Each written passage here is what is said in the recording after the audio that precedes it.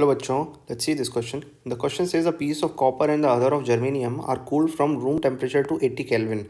Then which of the following would be a correct statement? Now हमें दो element दिए हैं, एक तो है कॉपर और एक है हमारे पास जर्मेनियम. हमें पता है कि कॉपर जो होता है वो क्या है, वो एक कंडक्टर है और जो जर्मेनियम है वो होता है सेमी कंडक्टर. तो इन दोनों की प्रॉपर्टी क्या होती है?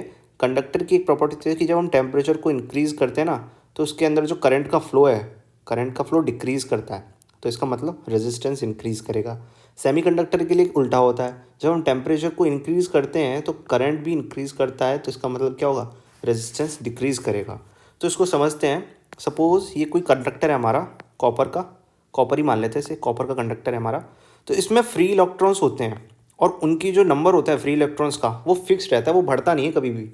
तो जब हम टेम्परेचर प्रोवाइड करेंगे, इसे इंक्रीज़ करेंगे, तो इनके आपस का बीच का कोलिजन जो है ना वो इंक्रीज़ कर जाएगा. ये आपस में बहुत टकराएंगे, रैंडमली मूव करेंगे और वाइब्रेशन इनका इंक्रीज़ हो जाएगा, जिसकी वजह से जो फ्लो ऑफ करंट है वो अच्छे से फ्लो नहीं कर पाएगा और डिक्रीज़ हो जाएगा. तो हमारे पास फॉर्मूला क्या होता है, V equals to I R. तो इधर से देख सकते हो अगर करंट डिक्रीज़ हुआ है तो क्या हुआ है, रेजिस्टेंस इंक्रीज़ हुआ है, क्योंकि हम इनके आपस का ये जो पोटेंशियल है इसको तो कांस्टेंट ही रखेंगे. तो यानी कि हमारा करंट डिक्रीज़ हो गया तो रेजिस्टेंस क्या हो गया, इंक्रीज़. अब सेमीकंडक्टर की बात करें तो सपोज़ ये हमारा सेमीकंडक्टर का कोई वैलेंस बैंड है और ये हमारा कंडक्शन बैंड. इसमें कुछ फ्री इलेक्ट्रॉन्स होते हैं.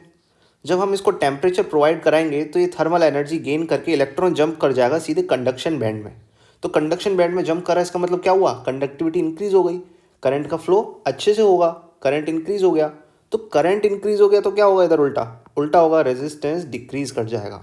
ना अगर क्वेश्चन में बोला है कि टेम्परेचर को हमने कूल किया है, यानी कि टेम्परेचर को डिक्रीज़ किया है फ्रॉम रूम टेम्परेचर यानी 25 डिग्री सेल्सियस टू 80 केल्विन. अब इसके लिए देखते हैं कॉपर के लिए, अगर हम टेम्परेचर को डिक्रीज़ कर रहे हैं तो रेजिस्टेंस पे क्या असर पड़ेगा, सिमिलरली वो भी डिक्रीज़ कर जाएगा. और सेमीकंडक्टर के लिए टेम्परेचर हमने डिक्रीज़ किया, रेजिस्टेंस क्या हो जाएगा, इंक्रीज़ हो जाएगा. तो अभी कौन से ऑप्शन से मैच कर रहा है, ये मैच कर रहा है हमारा ऑप्शन नंबर 4 से.